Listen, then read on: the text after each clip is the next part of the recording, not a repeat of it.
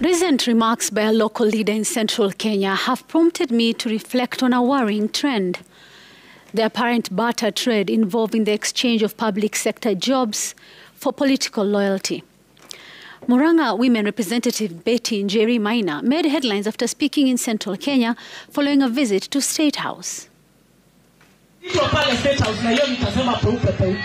Tukapewa barua za walimu. Zile constituency wapunge wao hawakukuja, watoto wa hizo constituency hawakupata nafasi ya kuajiriwa. Mimi ninaomba kwa heshima. Mimi nilienda na wapunge wa Kiambu wakakuja wapunge 11. Kila mtu akipewa barua 20.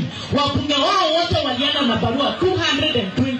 Hapa Murang'a ni mimi Mama Konti tulienda na tukaenda na mbunge wa Mavioni. Na hapa Maragwa najua kuna walimu wanataka kupewa kazi. In essence, she implied that those who are not part of that delegation did not receive employment letters from the Teachers Service Commission, as though job opportunities were a reward for political allegiance rather than a response to merit and need.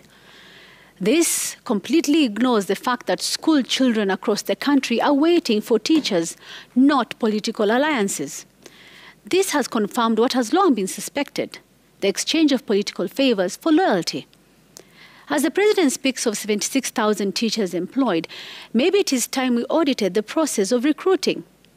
Granted, they could be qualified, but the process is important. In fact, if this was an election, it would be nullified. She went further to suggest that legislators who did not accompany the delegation had failed their constituents, having lost out on job opportunities that could have secured for them. This kind of rhetoric is not just unfortunate, it is dangerous. Public service is not a loyalty reward scheme. Political loyalty should never be used to disadvantage a section of the population.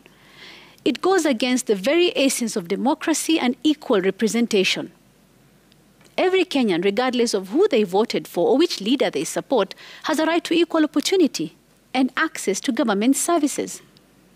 This trend where development projects and public resources are directed only to areas whose elected leaders are seen to support the government of the day is deeply unfair and frankly unconstitutional. It punishes ordinary citizens for political choices made in good faith and further deepens national divisions. But what are the people in those unfavored areas supposed to do? Do they not have the freedom to choose leaders who challenge or hold the government accountable? And what does this mean for our democracy, for the idea of a healthy opposition?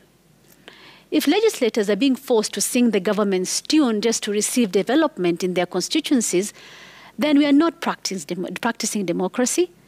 We are operating under coercion disguised as politics.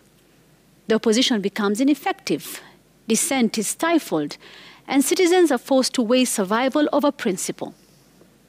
This kind of conduct is not only unjust, but also undermines the principle of transparency, fairness, and merit that are enshrined in our Constitution. It denies qualified, deserving Kenyans the opportunity to serve their country simply because they lack the right political connections. Leadership should be about service, not favors.